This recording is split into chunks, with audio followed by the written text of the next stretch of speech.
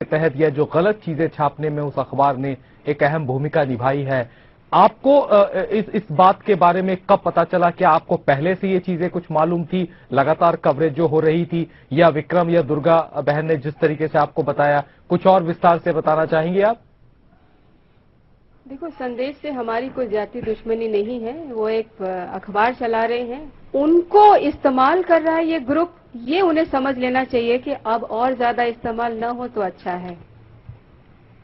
अब एक बात तो तय है कि जिस तरीके से विक्रम भाई और दुर्गा बहन जो हैं वो ये सारी जानकारी लेकर आई हैं कैमरे के सामने, राजू लंबू की जो साजिश है वो सारा दिखाई है। जाहिर सी बात है अब इन दोनों को बहुत ध्यान रखने की जरूरत है, और सबसे ज्यादा जरूरत है, तो रहा है डर, और सबसे ज्यादा जरूरत है कि इस बात का पता किया जाए कि इस पूरी साजिश में, जो बहुत छोटी नहीं है, काफी बड़ी साजिश है, और एक्चुअल में असल में इसके पीछे कौन से लोग हैं।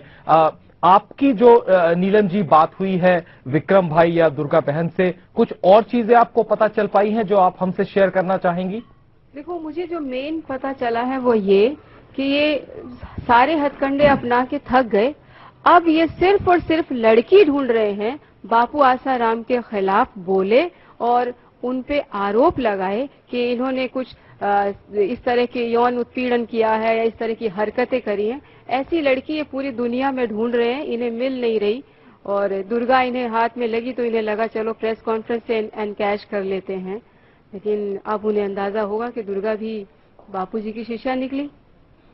नीलम जी, मैं एक सवाल विक्रम भाई से पूछना चाहता हूं, अगर आप माइक उन्हें दे दें। विक्रम भाई, ये बताएं कि फिलहाल इतना सारा कुछ हो गया और आपके जज्बे की हम कद्र करते हैं। आपने जिस तरीके से सच को सामने लाने की कोशिश की है और बापू के खिलाफ जो साजिश रची जा रही है उसका कुछ एक पार्ट आपने सामने दिखाने की कोशिश की है, अपने जान को जोखिम में डालकर, जो कि सचमुच काबिल तारीफ है। आपके साथ दुर्गा बहन है, उनका भी रोल हम एक कह सकते हैं बहुत एक ऐसा है जो आमतौर पे देखने को नहीं मिलेगा। फिलहाल आप आगे क्या करना चाहते हैं? आप किस तरीके से प्रोसीड करना चाहते हैं, इस विषय में कुछ बताएंगे आप? वो अभी मैं किस तरीके से प्रोसीड करना चाहता हूं, ऐसा कोई प्लान नहीं है। बस मेरा मकसद ये था कि समाज में एक संदेश जाए कि ये लोग खाली बापू के प्रति श्रद्धा तोड़ने के लिए काम कर रहे हैं, जिसको रोकना चाहिए। और इन लोगों को पता चलना चाहिए कि ऐसे लोगों से सावधान रहें। और बाकी मुझे इतना पता है, जैसा वो राजू बोलता था। जी जी जी, प्लीज बताएं आप। माइट भी कि मेरे ऊपर या दुर्गा के ऊपर वो अटैक करें या जो भी कुछ कोशिश करें, हो सकता है ऐसा, जो कि हमें लगता है। देखिए, एक बात तो तय है कि अगर कोई भी इंसान गलती करता है तो उसके खिलाफ पूरा जो सारे लोग आपके साथ हैं, और जिस तरीके से आपने जो इनिशिएटिव लिया है, मुझे लगता है पूरा देश आपके साथ है, और आपको मुझे नहीं लगता कि ऐसा कुछ होगा। और जो लोग आपसे जुड़े हैं वो आपकी सुरक्षा की पूरी गारंटी लेंगे। कम से कम इतना आश्वस्त तो हम आपको जरूर कर सकते हैं, इस चैनल के माध्यम से हम आपको ये आश्वस्त जरूर कर सकते हैं कि आपने एक चीज ऐसी उठाई जिसको बेहद जरूरी थी, जो एक बैड पब्लिसिटी की बात ये शख्स जो रच रहा था, असल में ये सब इसका किया धरा था। मैं आपसे एक बात ये पूछना जरूर चाहूंगा विक्रम भाई, कि आपने जो वक्त बापू के साथ गुजारा है आश्रम में, जो भी आपकी अटैचमेंट रही है, जितना वक्त आपने बिताया है, कुछ बात आप बताना चाहेंगे? देखिए, अनुभव तो अपने मेरे बहुत हैं, लेकिन मैंने बापू के साथ समय जो गुजारा वो सत्संग में गुजारा है, और मुझे बापू से बहुत कुछ सीखने को मिला। और मुझे बापू को सुनना, बापू के दर्शन करना बहुत अच्छा लगता है। विक्रम भाई और नीलम जी, आपका बहुत बहुत शुक्रिया। आपने इतनी तमाम जानकारी दी, और जो स्टेप आपने उठाया है, जो चीजें दिखाई है, जाहिर सी बात है वो अपने आप में काबिल तारीफ है। और उसका कम से कम इससे ये जरूर हो सकता है कि ये जो साजिश राजू लंबू नाम के शख्स रच रहा है, इसके पीछे एक्चुअल कौन से लोग हैं, ये हम जानने की कोशिश करेंगे, और शायद बहुत जल्द ये सच सामने आ जाए। और अब वक्त हो चला है एक ब्रेक का, और ब्रेक के बाद इस कड़ी से जुड़ी और दूसरी चीजें भी हम आपको दिखाएंगे। अब हम एक ब्रेक लेते हैं, देखते रहिए A to Z news.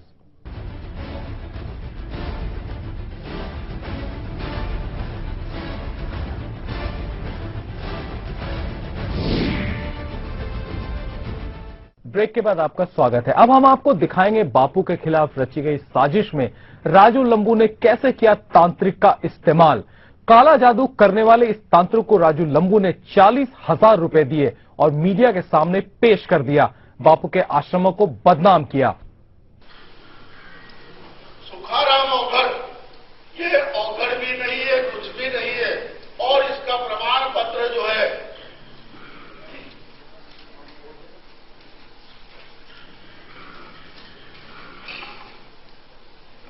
I like to introduce on stage. मैं दे रहा हूं आपको। इसका प्रमाण पत्र जहां एक गुरुद्वारे में सेवा करता था वहीं से इश्यू किया गया है और वो प्रमाण पत्र है गुरुद्वारा श्री गुरु नानक। ये उनका प्रमाण पत्र है कि वो यहां पर सेवा करता था और बाद में उसे निकाल दिया गया और उसके बाद इसके खिलाफ कई फरियादें हुई। गुरुद्वारा का नाम जयपुर में गुरु नानक देव गुरुद्वारा। आपको कागज की प्रति दे दी जाएगी, आप उसकी चिंता नहीं। और इसके अलावा जो फरियादें मुरादाबाद और कई जगहों पर फाइल की गई है, लोगों ने फाइल की है, रिटर्न कंप्लेंट दी है।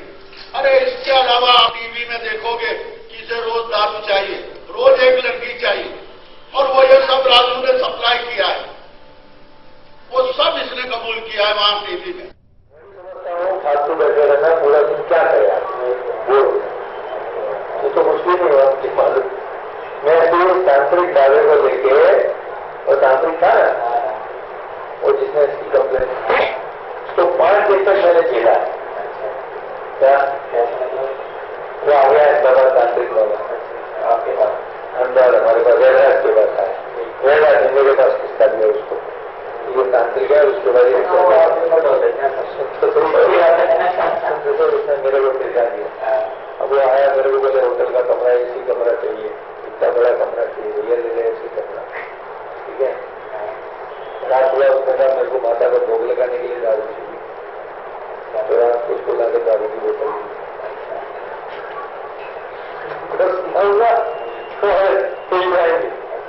तो बात है मेरे को लड़की चाहिए, मेरे को तो तांत्रिक लोग हैं, ऐसा लोग ये मैंने वो कहा तेरे को जहाँ करना हो तो जा, मेरे को कोई दिक्कत नहीं। बोले ठीक है। 5 दिन तक रोज उसको दारू की बोतल दी है और पूरा दिन सुबह 8 बजे से लेकर 8 बजे तक उसके बाद मिटा। फिर 6वें दिन जाकर मैंने संदेश में ले जाके उसको पूछ की। 7वें दिन उसको दिल्ली लेके आया। 8वें दिन उसको यहाँ पे क्या नाम इंडिया टीवी वालों को ले जाके सौंप दिया, उन्होंने यहाँ कर देना करो, तब जाके मैं 8 दिन मैंने कंटिन्यूस उसको झेला। खाली ऐसे 6 दिन में देखा था, कोई काम नहीं। और उसकी क्या फालतू बात सुनी और उसको क्या सुना, और नहीं बैठो तो 2 बार उसने मेरे को बोल दिया मैं जा रहा हूँ, मैं जा रहा हूँ। अरे मेरे को कहा जाएगा यार। फिर आगे मैं एक दिन में झगड़ दिया उससे, मैं कहा बाबा तेरे को जाना तो जा, मेरे को तेरे से कुछ नहीं निकाला, मेरे को कुछ पैसा नहीं कमाना, मैं तो घर के पैसे डालना। फिर अच्छा बेटा ये है वो है,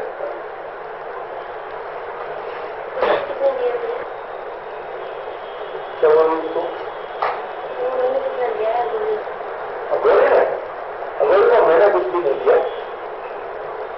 एक पार्टी थी उसने उनको ऐसा हो जाने की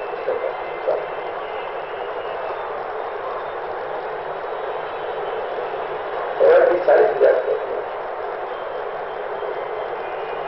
8-10,000 रुपये होटल ये खर्चा होगा 40,000।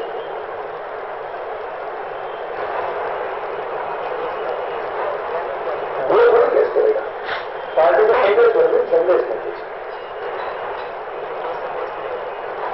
अपने वाले में संदेश नहीं करे, अपने वाले अपन करे क्या है। बस अहमदाबाद चले जाएगा ना, बस जो काम अपना जो काम 15-20 दिन का वो मैं 3-4 दिन में निपटा दूंगा फटाफट।